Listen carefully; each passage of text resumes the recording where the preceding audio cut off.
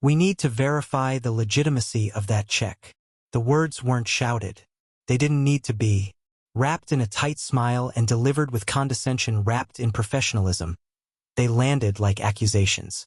And the person receiving them, 17-year-old Jalen Miles, stood frozen, his fingers lightly gripping a manila folder of documents more thorough than half the bank's records combined. What had begun as a moment of pride, a dream even, was rapidly curdling into a scene. And yet Jalen said nothing, not because he had nothing to say, but because he knew that in places like this, for people who looked like him, silence was sometimes the safest power. Have you ever been judged based on your appearance before you even spoke a word? If you believe discrimination has no place in the world, hit that subscribe button and share this story, because corporate accountability starts with us refusing to stay silent. It was a rainy Thursday afternoon at the Brookstone Savings Bank branch in East Marigold, a wealthy suburban enclave known for its golf clubs, private schools, and unspoken boundaries. The town was polished, its architecture pristine, but the codes of exclusion ran deeper than the marble countertops or the spotless glass doors. Jalen, wearing a fitted charcoal blazer, freshly pressed slacks, and a blue silk tie, stepped into the bank with the cautious optimism of someone raised to prepare twice as much as he hoped. Under his arm, a folder containing everything he needed to deposit his first grant, a $10,000 innovation award from the city's Youth Upliftment Fund, into his new business account. He had spent the last 3 months building a mobile tutoring platform for underserved students, leveraging AI to match kids with tailored lesson plans. The product was genius. His idea had been selected out of over 1,200 entries. His prototype had been demoed at City Hall. And none of that mattered inside the 4 walls of Brookstone Savings. The moment he stepped up to the counter, eyes flicked in his direction, not with curiosity, but with calculation. The bank manager, a woman in her late 40s named Deborah Langston, approached with the clipped poise of someone who had already made her judgment. Her glance swept across him in less than a second. Brown skin, no parent beside him, check in hand. The decision had been made before he even introduced himself. She took the folder with a forced smile, flicked through the paperwork as if checking for counterfeits rather than credentials, and then paused, lingering on the city-stamped check with faint disdain. "You're opening a business account? Under your own name?" The words were polite, but the implication, undeniable. Jalen nodded, calm, still, because he'd been taught that in moments like these, your posture was your shield, and your silence, your armor. Deborah said the system was down, that she needed to call the issuing office, that there were protocols to follow when handling unusual transactions. Each excuse wrapped in the illusion of due process. In truth, it wasn't about protocols. It was about disbelief, about a story that didn't fit in her version of the world. A black teenager, self-assured and prepared, walking in with government money, legal documents, and no parental escort. The waiting room fell quiet. A man in a suit glanced over his newspaper. A woman checking her phone paused her scrolling to watch. A security guard leaned forward slightly from his post. Jalen stood there, alone, for what felt like hours but was only 8 minutes. Then, Deborah pressed the button under her desk, the one meant for emergencies. 2 security officers arrived 5 minutes later, flanking Jalen with the quiet force of bureaucracy in motion. They didn't speak at first. They didn't need to. Jalen was asked, softly, almost politely, if he could wait outside while the bank investigated the source of the funds. His explanation was met with silence, his documents with further suspicion, and even then he didn't raise his voice. The cruelty wasn't loud. It rarely is in places of affluence. It comes dressed in policy, disguised as concern, and delivered with the finality of someone who believes they'll never be challenged. Deborah didn't see Jalen as a threat. She didn't see him at all. She saw a disruption, an anomaly, an error to be corrected, not a visionary to be supported. But outside the bank, something else was forming.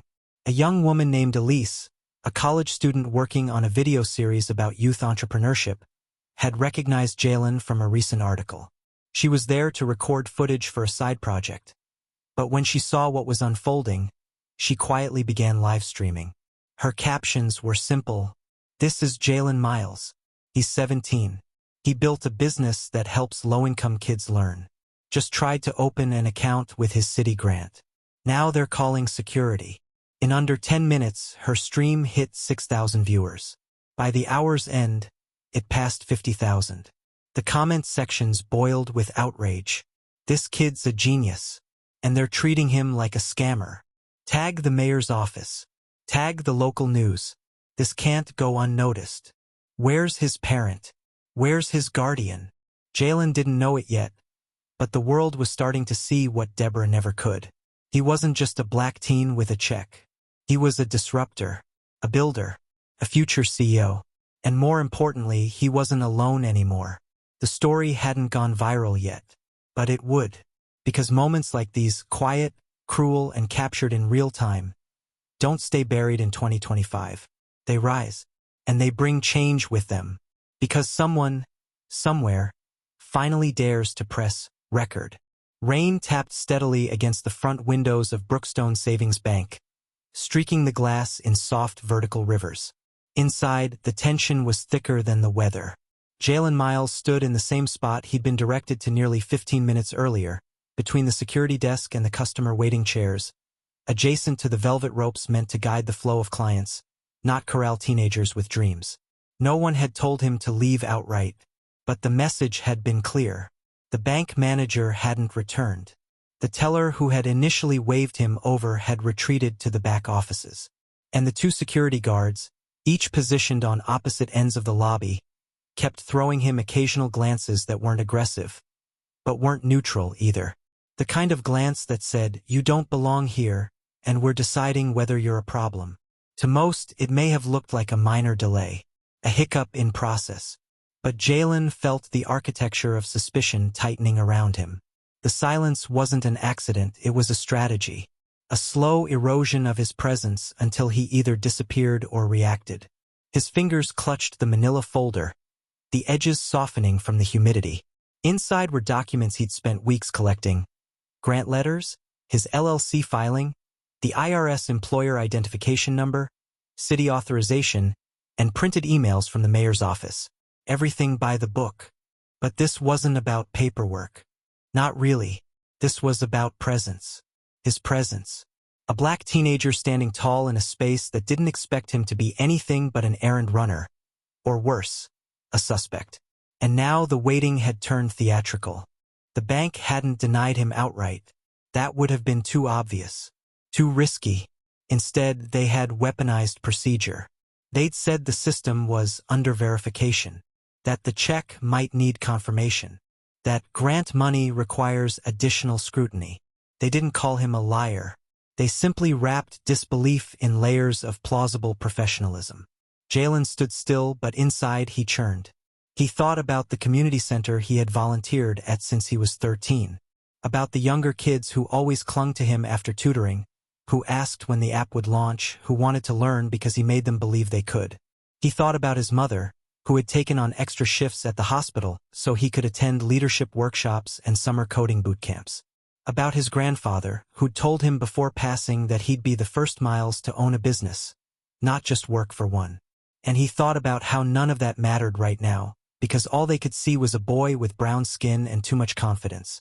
Outside, a small crowd had begun to linger near the bank's sidewalk awning. Some had seen the live stream, some were just curious. But inside, it still felt like Jalen was alone. The live stream was still rolling.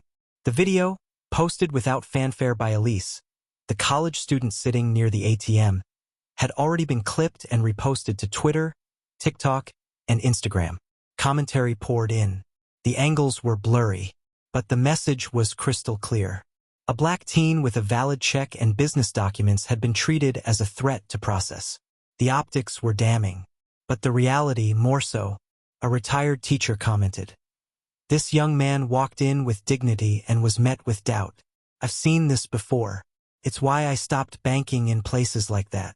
A former city councilwoman reposted it with the caption, when process is only used to obstruct, it stops being policy.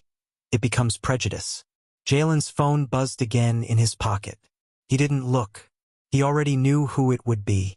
His mother had probably seen the footage. The mayor's office too. Maybe even the grant committee. But what he didn't know yet, what no one inside that bank knew, was that the woman who had just parked outside, in a black SUV, was already on the phone with someone on the bank's board of directors. She had only needed to hear 5 seconds of the video before telling her driver to turn around and take her to Brookstone Savings.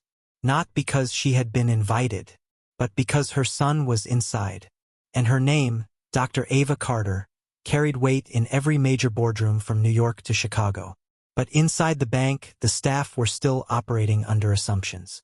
They thought they were still in control of the story, still dictating the flow, still protecting their standards. Manager Langston finally reappeared, holding Jalen's documents and accompanied by a man in a navy suit. His name tag read, Regional Operations, Compliance. They didn't apologize for the delay. They didn't offer him a seat.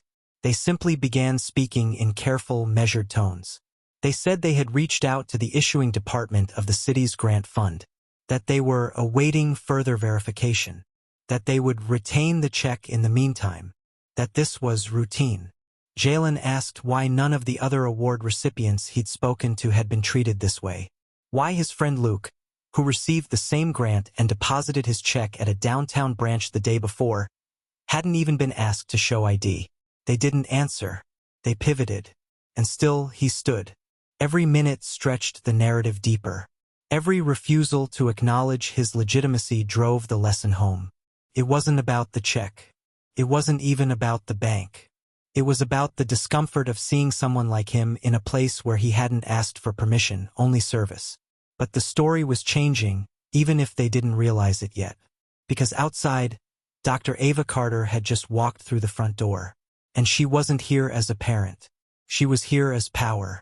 The moment the second police cruiser pulled into the parking lot, the atmosphere inside Brookstone Savings shifted from quiet discomfort to silent electricity. Customers who had previously kept their heads down were now glancing openly between the glass doors, and the teens still standing politely near the velvet ropes, as if trying to make sense of the optics forming before their eyes. Jalen Miles hadn't moved. He still stood in the same rigid, composed posture near the teller window, his folded documents clutched to his chest like armor. It was the kind of composure that isn't taught in schools but inherited from generations who had learned to remain calm when the world demanded they shrink. He hadn't argued. He hadn't protested. He hadn't even raised his voice. But 2 more officers were arriving. And suddenly, the bank's sterile white lights felt more like interrogation spotlights than mood lighting. Outside, what had started as a casual TikTok livestream had metastasized into a full-blown viral wave. Elise, the college student who had initially begun filming from the ATM corner, was now fielding DMs from local reporters, community activists, and even a national civil rights group that had reposted the video to their main account.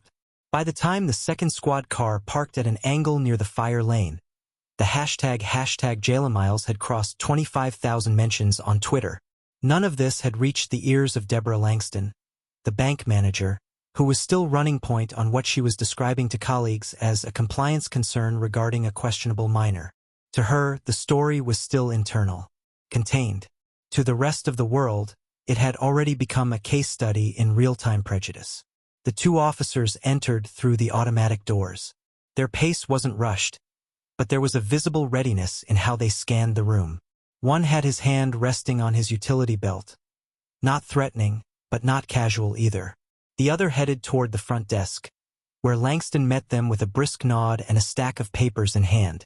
She gestured discreetly toward Jalen and whispered something the public couldn't hear. But Elise's phone, still filming from a corner, caught every movement. What viewers saw was simple. A teenager in business attire holding a manila folder. A bank manager gesturing toward him like he was a trespasser, and 2 uniformed officers discussing next steps. No crime had been committed. No disturbance had been caused. And yet, everything about the scene suggested someone was preparing to be removed. That was when the shift began inside the room. It started small, an older black man in a charcoal coat who slowly stood from the waiting bench, his posture wary but firm. He didn't speak. He simply moved closer to Jalen and crossed his arms, as if anchoring the boy's presence in place. Then, a middle-aged Latina woman in line stepped out from behind the stanchion and stood a few feet away, positioning herself near the teller windows. She held her phone up, her expression calm but unflinching. Another woman, holding a toddler on her hip, muttered quietly to the man beside her, and he, too, raised his phone to record. Within seconds, nearly a dozen customers were openly documenting what was happening. Not with anger, but with awareness, because they'd seen scenes like this before, and they understood the weight of silence. The bank staff tried to continue business as usual. One teller, clearly rattled, whispered to another about calling corporate. Another glanced nervously at the camera phones and then quickly turned back to her monitor. But the customers weren't backing down. What had begun as passive observation was now quiet solidarity. Jalen noticed them, saw the subtle nods, the unspoken support. His back straightened a little more. His breathing slowed. He still hadn't said a word. The first officer made his way toward him, cautious but firm. Before he could say anything, a voice from the corner of the lobby interrupted the quiet. It wasn't loud. It wasn't angry. It was calm, steady. A woman in her early 60s stepped forward, speaking not to Jalen or the officer, but to the room itself. She simply said, "He hasn't done anything wrong." The words weren't confrontational. They were undeniable, and they broke the dam. Another voice followed, this time from a man who had been pretending to scroll through his phone. "You called the police on a kid for depositing a check?" Then another. "I saw him walk in. He didn't do anything." The officer glanced at the growing crowd, recalculating his next move. Langston, now visibly nervous, tried to interject, murmuring something about verifying funds and bank policy. But her voice was swallowed by the rising current of public presence. Meanwhile, outside, the viral storm had breached the walls of the bank. The city council's communications director had just reposted the video. A prominent tech entrepreneur had commented, "This kid built a business at 17 and this is what he gets?" News vans were beginning to reroute. Jalen still hadn't moved, still hadn't spoken, but he no longer stood alone. Inside, the presence of witnesses had become more powerful than the badges. And then the door opened one more time. This time, it wasn't a security guard. It wasn't a police officer. It was a woman in a tailored navy coat with an expression carved from fire and discipline. Dr. Ava Carter didn't stride. She glided, the kind of entrance that pulled attention without demanding it. She walked past the stunned staff, past the officers, past the frozen lobby, and wrapped her arms gently around Jalen's shoulders. Then she turned to face the room. Her words didn't come immediately. They didn't have to, because in that moment what mattered most wasn't what she would say. It was who she was. And the fact that, for the first time since Jalen entered the bank, every eye in the room was now looking at him differently. Not as a teenager with a check, but as the son of someone with power. From the moment Dr. Ava Carter stepped across the polished tile of Brookstone Savings Bank, the air inside changed. It wasn't just her posture, erect, unshaken, deliberate. It was the energy she brought with her. She walked like a woman who had spent her life fighting for seats at tables that weren't built with her in mind. And now she no longer asked for chairs. She brought her own if needed. But today she wasn't here for a meeting. She was here because her son had been profiled, and she'd been watching it all unfold live. Elisa's video had reached her within 6 minutes of going viral. By the 9th minute, Ava Carter had left her conference early, apologized to the CEO of a Fortune 100 company mid-sentence, and stepped into her SUV. She didn't need to ask what had happened. She saw enough, saw the same sequence she had seen too many times before. The young black man, the careful words, the way the staff stood back as though professionalism absolved them from bias. But this time, the young man was hers. Jalen didn't see her approach at first. He was still surrounded by a loose half-circle of watching customers and officers who were now hesitating, aware that they had perhaps waded into something far deeper than expected. He had turned his body slightly toward the growing crowd, as if shielding himself from the doubt that lingered around him like smoke. Then she placed a hand gently on his shoulder. The crowd turned in unison. No one asked who she was. They didn't need to. Her presence answered every unspoken question. This wasn't just someone coming to pick up a child. This was someone used to making systems answer for their failures. And for the first time that afternoon, Jalen let out a slow breath. She didn't ask if he was okay. She didn't need to. The question would come later. Now was the time for something else. Recognition. She took one look at the officers, still standing awkwardly by the entrance, waiting for some kind of instruction, and nodded once. A silent signal that she saw them, saw their hesitation, saw their complicity in a machine they no longer fully controlled. Then she turned her attention to the bank, to the architecture of silence, to the rows of tellers who had vanished into the back, to the manager who now lingered near the hallway to her office, not quite in view, not quite gone, to the patrons still frozen with their phones lifted, unsure whether to step forward or step back. Ava Carter moved calmly toward the center of the bank, her heels echoing against the floor like punctuation. She carried no paperwork, no raised voice, just certainty. She had entered many rooms in her life where she wasn't expected. Boardrooms, legislative hearings, corporate summits. She had learned to see the doubt in people's eyes, and instead of shrinking, she leaned into it, converted it into pressure that only sharpened her clarity. But this wasn't a conference. This was her son. And this room had failed him. Jalen's check, the one issued by the city's Youth Development Grant Program, still sat on the manager's desk, untouched. Untouched because no one had believed it could be his. Untouched because belief in black brilliance, when it arrives in a teenager unsupervised and prepared, is still seen as an exception, not a pattern.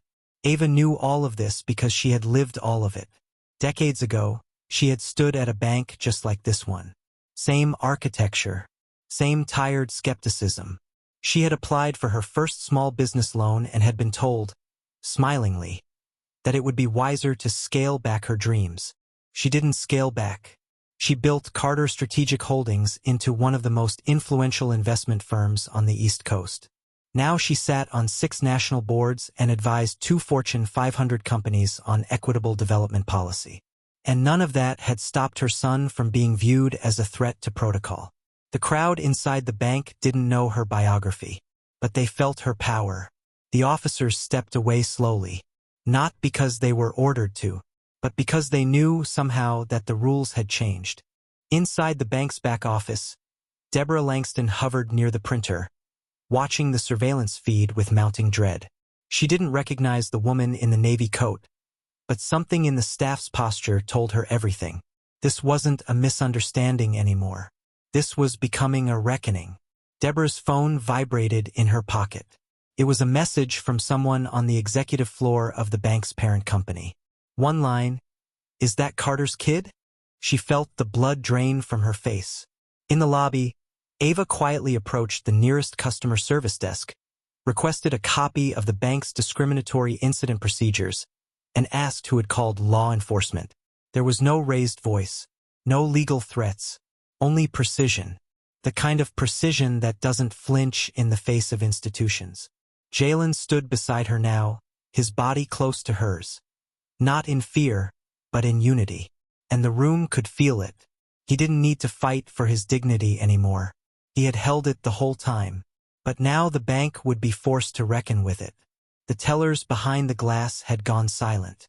Their computers still flickered softly with transaction screens. But none of them moved. Not until Ava turned and addressed them, only once with a glance that said, "I see you. I see what you did, and what you didn't." Outside, 3 news cameras had arrived. One of the officers, visibly sweating, spoke softly into his radio. The woman who had filmed the live stream was now being interviewed on the sidewalk. She was telling them that she hadn't meant for it to go viral, that she had simply seen something she couldn't ignore, that she'd seen a boy being humiliated for doing everything right. Inside, Ava Carter calmly asked for the branch manager by name. No one moved. She asked again, still quiet. Deborah finally emerged, her professional mask firmly in place, though her hands trembled slightly. She didn't speak first. She didn't know how. And that's when Ava Carter, without anger, without dramatics, calmly introduced herself.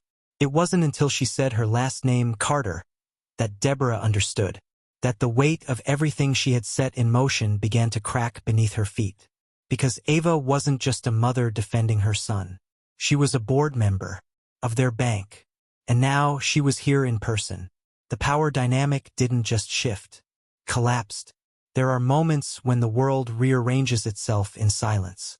Not with noise, not with confrontation, but with a truth so undeniable, so elegantly dropped, that it fractures every illusion in the room. At Brookstone Savings Bank, that moment arrived the instant Dr. Ava Carter said her name aloud. For most in the room, it took only a beat to register. But for Deborah Langston, the bank manager who had spent the last 40 minutes weaving her version of order around a young black teenager and his suspicious documents, the impact landed like slow, sinking ice. Carter, not a common name, and not one easily forgotten in corporate banking circles. Ava Carter, Harvard graduate, former policy advisor, CEO of Carter Strategic Holdings, and most crucially, an appointed member of Brookstone Savings National Board. The same board that had been championing its new Community Equity Reform Initiative just weeks prior. Ava hadn't mentioned her title right away. She hadn't led with her resume. She had entered as a mother, not a board member. And that, perhaps, was what made her presence so devastating. Because she had watched her own child be measured, questioned, and dismissed by the very systems she had once trusted her name could reform. And now the room was reckoning with who had walked in.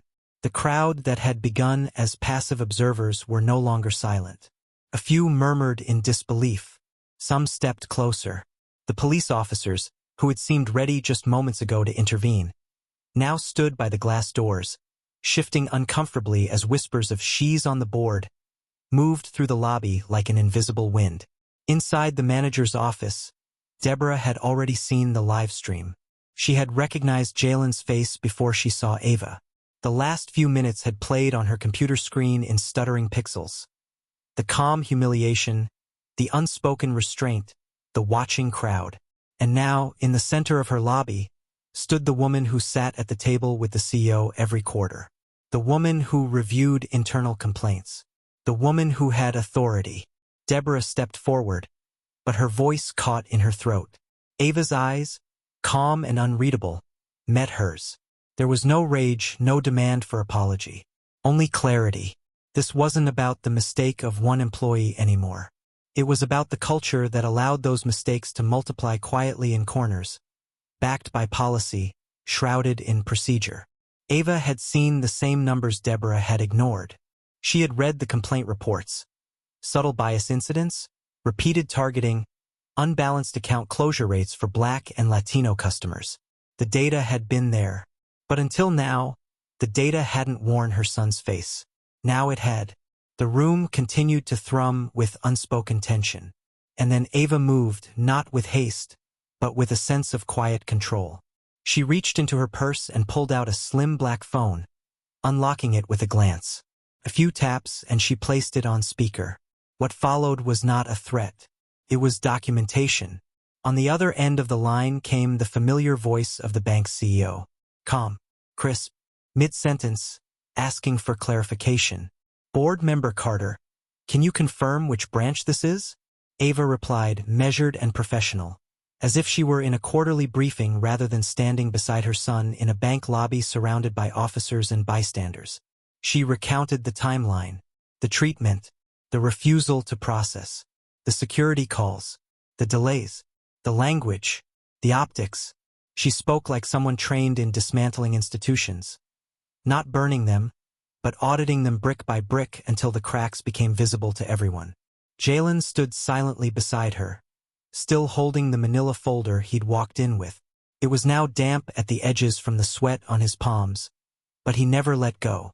He stood like a statue in a storm, watching the tide shift. The CEO asked one final question. And who is the branch manager present? A hush fell across the room. Deborah tried to speak, but Ava answered for her. And just like that, everything changed. There was no dramatic firing, no security escort, Not yet.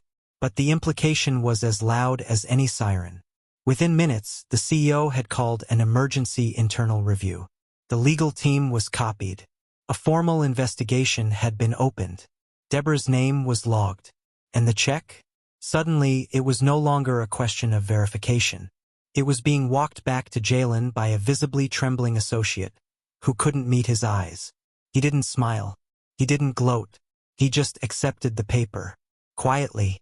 Not out of submission, but out of the unshakable awareness that justice, when slow, is still justice. And when it arrives wrapped in composure, it stings harder than fury. The viral footage had reached 1.4 million views by the time the CEO hung up the call. Jalen's name had trended on social media for hours under hashtags like #LetHimBank and #CarterSon. Commentators from across the country had weighed in. Educators, tech founders, senators. And still, he hadn't said a single word to the people who had doubted him. Because he didn't need to. His presence, alongside a mother who had risen through the same glass ceilings they had tried to cage him beneath, had spoken for him. Ava took his hand gently. And then, in one final motion, she turned to the watching lobby and thanked them. Not with arrogance, but with grace, for witnessing. For recording. For not looking away. Because the moment people stop watching, systems win. And this system, at least today, had been forced to look in the mirror. By evening, the rain had stopped. But the storm hadn't. Brookstone Savings Bank's East Marigold branch closed quietly at 4 p.m., 1 hour earlier than usual. No official reason was given. A paper sign taped to the glass read, "Closed for internal review." But the truth had already spilled into the streets, into inboxes, into press rooms and social feeds. Within 12 hours, what began as a quiet incident, too familiar, too predictable, had detonated across every layer of the institution. It wasn't just that the video of Jalen had gone viral. It wasn't just the shock of seeing a poised young black man treated like a criminal for trying to deposit his own grant check. It was who stood next to him in that lobby, and what her name meant inside those boardrooms that had, for so long, operated above consequence. Dr. Ava Carter's calm voice on speakerphone had ignited a chain of decisions that could no longer be walked back. When the CEO of Brookstone Savings hung up the call that afternoon, he didn't pace his office. He didn't reach for PR scripts. He dialed his general counsel. Within the hour, a crisis response team had been assembled. HR was contacted. Compliance alerted. Media silence was no longer an option. The issue was no longer reputational, it was foundational. An institution that had pledged itself to equity, that had released press-ready initiatives about inclusion and representation, had just profiled the son of one of its own board members. On camera, in real time, and the world had watched. The board, which usually convened quarterly in its glass-walled tower, gathered virtually in an emergency session that same night. It was one of those rare corporate moments when no one wanted to speak first. Because no one could spin what had happened. Not this time. The numbers didn't lie. Brookstone's social media accounts had been bombarded with thousands of comments in under 3 hours. The bank's customer service hotline had collapsed under the weight of incoming calls. Local news outlets had already booked guests to discuss what happened to Jalen. And behind the scenes, even more troubling details were surfacing. Internal audits, long buried in quarterly summary pages, revealed something damning. The East Marigold branch had a history. The complaints weren't just anecdotal. They were consistent, documented, and recent. Over the past 18 months, 27 customer service grievances had been filed at that single branch.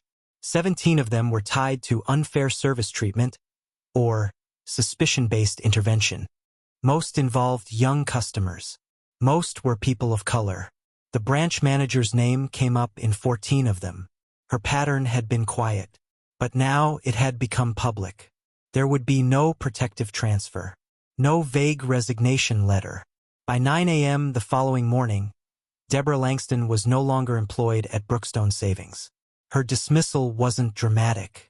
There were no cameras present, no press release issued. She received an internal email marked "Termination of Employment." Immediate. A courier arrived at her home with a cardboard box containing her belongings, along with a letter reminding her of the non-disclosure clause in her original hiring packet. But the public didn't need official statements. The people had seen enough. Jalen's video, captured in fragments by Elise, shared by a dozen influencers, reshared by a city councilwoman, quoted by the mayor, had become something more than content. It had become evidence. The mayor's office released a statement later that week confirming the legitimacy of the grant. The same grant Deborah had called suspicious. The mayor added a new clause to the city's youth entrepreneurship fund. Partnered banks must undergo anti-bias training and sign a fairness and dignity protocol. Any financial institution unwilling to comply would be removed from the program's partnership list. Brookstone signed within hours. But signing wasn't enough. The board of directors, under pressure from media, regulators, and internal stakeholders, empowered Dr. Ava Carter to launch a full-scale audit of the bank's customer-facing practices, not just in East Marigold but system-wide. Her title shifted almost overnight, from board member to executive chair of equity and accountability. She didn't want it, but she accepted it, because something had to change, and this time it wouldn't be performative. She brought in external investigators, partnered with community leaders, reviewed case logs, anonymous surveys, staff testimonials.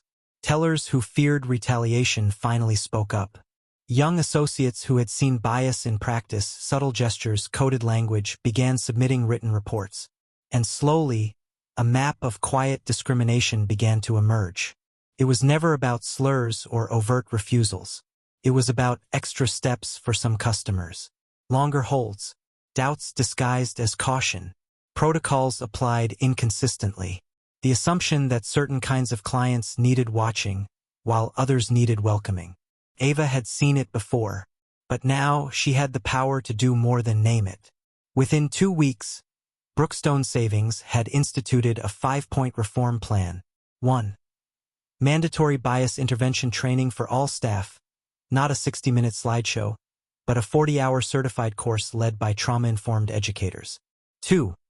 Real-time audit triggers. If a branch flagged more than 3 suspicious activity calls involving Black or Latino customers within 90 days, it would trigger a formal review. 3. Customer equity advocates assigned to high-volume branches to ensure service equality and handle real-time concerns. 4.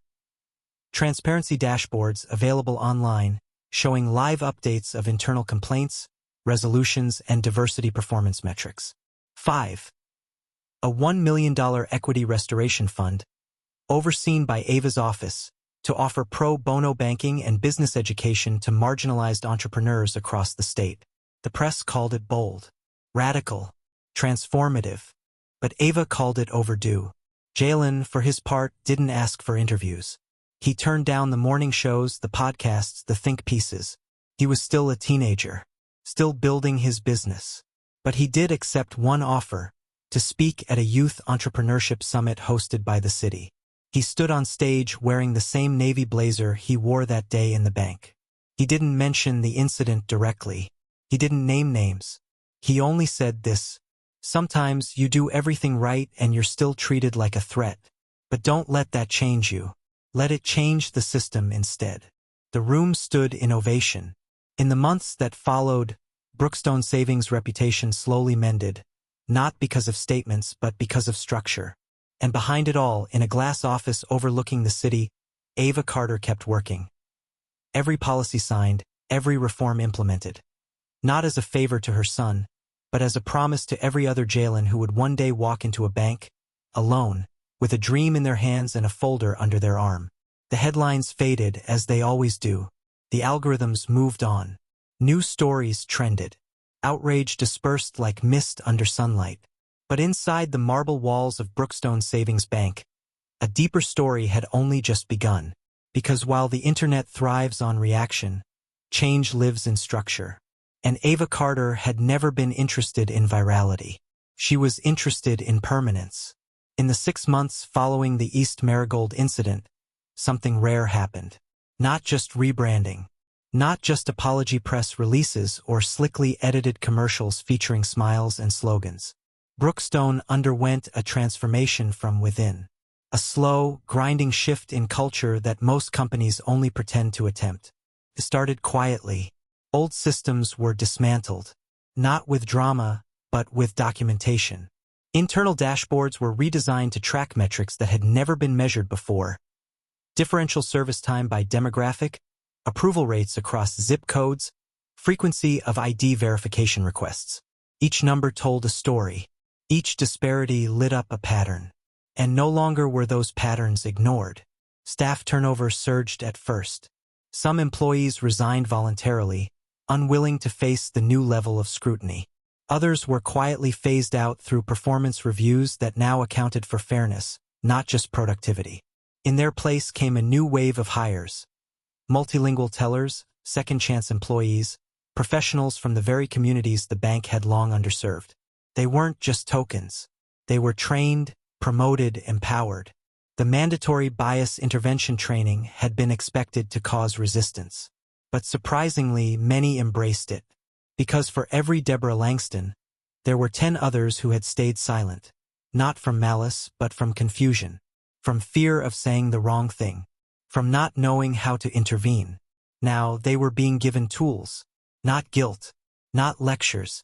Real frameworks. Frontline staff began to share their own stories of witnessing moments they hadn't known how to handle. A black father denied a joint account unless his wife co-signed.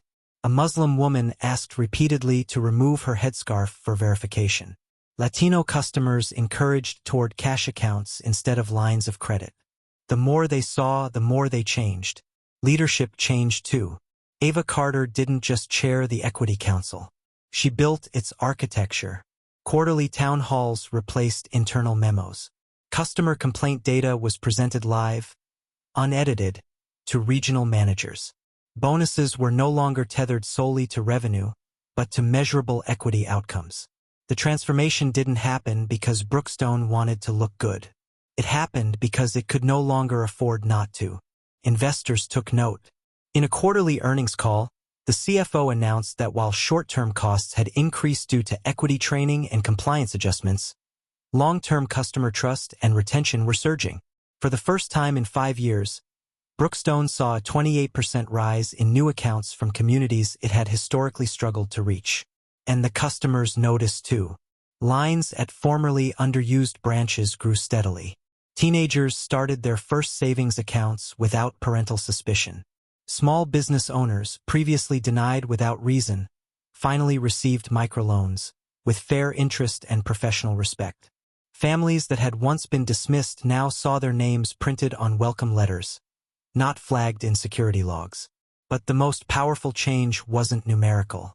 It was cultural, because once people began to believe that change was possible, not performative but structural, they started to participate. Jalen, for his part, stayed mostly in the background. He never became a social media celebrity. He didn't take endorsement deals or leverage the incident for attention. He stayed focused, expanding his tutoring app, hiring 2 other teen developers, and securing a seed grant from a youth venture fund. But his name lived quietly inside the heart of the bank's transformation. The Miles Accountability Protocol became part of every training manual. It wasn't a set of rules, it was a case study. New hires were walked through the events of that day in East Marigold, step by step, not to shame, but to prepare, to understand how easily systems fail, and how, if no one says stop, the failure becomes routine. At a leadership summit 1 year later, Ava stood on stage beside the bank's new CEO, a woman of color herself, recently elevated after a historic promotion. Together, they presented the Brookstone Rebuild initiative to over 500 executives from banks across the nation. They didn't speak in buzzwords. They spoke in numbers, in people, in names. And when they were finished, something unusual happened. Banks started copying them. Not the slogans, but the structure. Regional institutions across the country requested access to Brookstone's training models. Equity consultants began referencing the Miles Protocol in academic journals. One Ivy League university created an entire business ethics module around the incident. Not because it was sensational, but because it was a roadmap. By the 2nd anniversary, the story had transcended its origin. It was no longer about a boy and a check. It had become a movement about access, about what happens when quiet dignity meets public discrimination and wins. Jalen returned to the East Marigold branch just once. Not for a meeting, not for a camera. He brought his younger cousin there to open a teen checking account. They were served by a new teller, someone who looked like them, who welcomed them not with suspicion, but with pride. Jalen didn't say anything. He just smiled. And when they left, his cousin asked what had happened in that place. Jalen didn't give details. He just said, "We made it better." And that was enough. Because some victories don't need parades. They just need permanence. This story reminds us that real change doesn't always roar. Sometimes it moves quietly under the surface until it rewrites the system itself. If you believe that accountability should be structural, not seasonal, hit that subscribe button, leave a comment below, and share this story with someone who needs to believe in the possibility of progress. Let us know in the comments. Have you ever experienced quiet discrimination dressed as professionalism? What would you want to see institutions change? Because when we talk about it, they can't pretend not to hear. And when we build better, they can't go back. Together, we change the story, one truth at a time.